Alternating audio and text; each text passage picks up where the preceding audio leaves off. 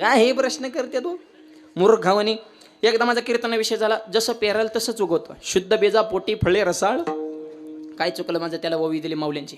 जे क्षेत्रे जे पेरे जे ते वाचून आनन निपजे, पाहिजे तिची देके जे दर्पण आधारे, आरशात बघाल तेच दिस संजीवनीत पेराल ते चुकवते. काय चुकलं माझं, कीर्तन संपलं ते मला महाराज पेराल तसं उगवत नाही. म्हणलं झालं काय, मला शेंगदाणे पेरले त्याला टरफलं कुठून येतं.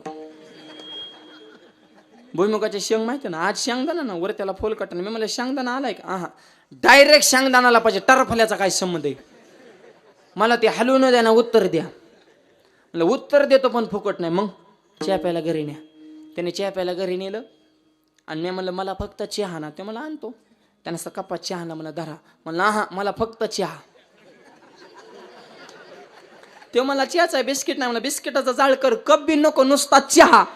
म्हणलं कपाशिवाय चहा कसा येईल. म्हणलं मग टरफल्याशिवाय शेंगदाणा कसा येईल.